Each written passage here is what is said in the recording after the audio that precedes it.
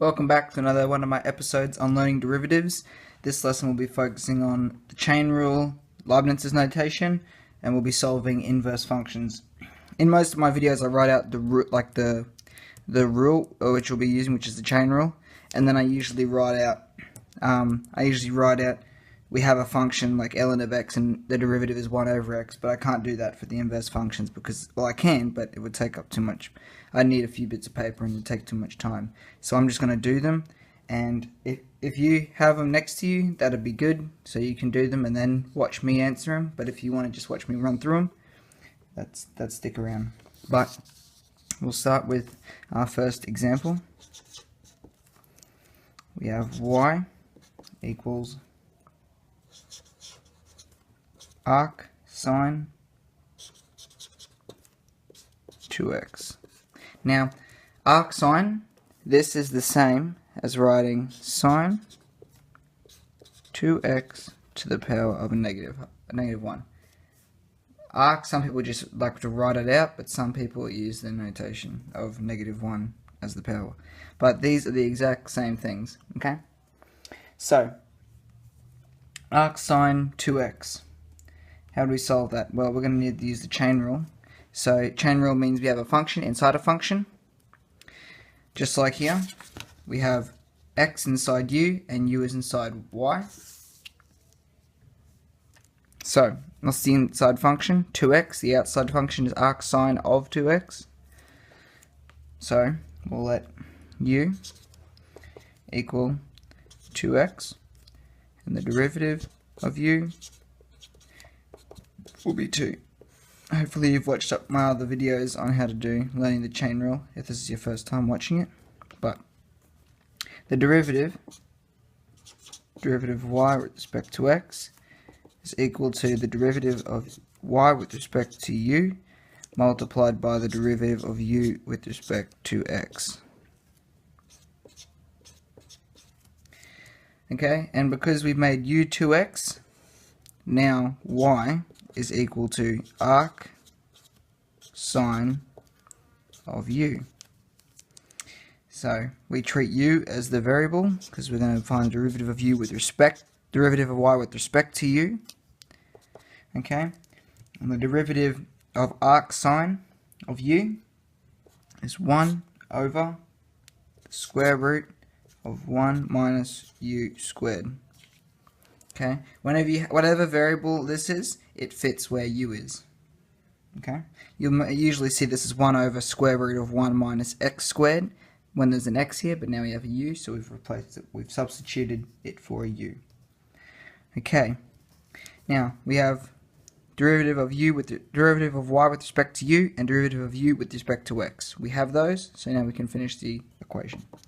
Derivative of y with respect to u, 1 over square root 1 minus u squared multiplied by derivative of u with respect to x, which is 2. That equals 2 over square root of 1 minus u squared.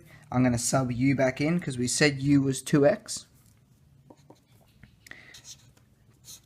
2 over square root of 1 minus 2x squared, which equals 2 over square root of 1 minus 4x squared.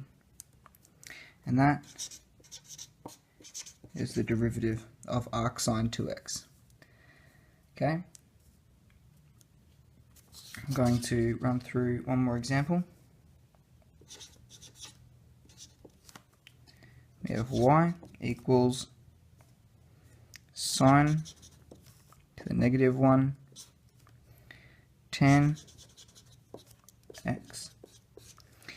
I'm writing these like that because you should learn to use both of them because it just makes it like second nature when you practice with the power of negative 1 and arc sine. Anyway, so the derivative is going to look like derivative of y with respect to u multiplied by derivative of u with respect to x. So we need these. Okay, so we're going to find the innermost function, which is tan x. So we'll call that u. U equals tan x. And we'll say y now equals sine, power of -1, or inverse sine of u. We need dy with respect to du and du with respect to dx. Okay? dy with respect to du and du with respect to dx. So, the derivative of tan x is sec squared x, and the derivative of the inverse of sine of the u, we already said before, was 1 over the square root of 1 minus u squared. Okay, so that's what we're going to fill in. Derivative of y with respect to x equals 1 over square root of 1 minus u squared multiplied by derivative of u with respect to x, sec squared x, equals I'm going to sub u in and put sec squared on top of the fraction in one step. So we're going to have sec squared x over the square root of 1 minus tan x squared. Now you could rewrite that to simplify it as sec squared over square root of 1 minus tan x squared, just to make it look neater. And that is how you do derivatives, chain rule, Leibniz's notation, deriving inverse functions. Alright, thanks for watching. I hope you learnt something, and I hope you have a good day.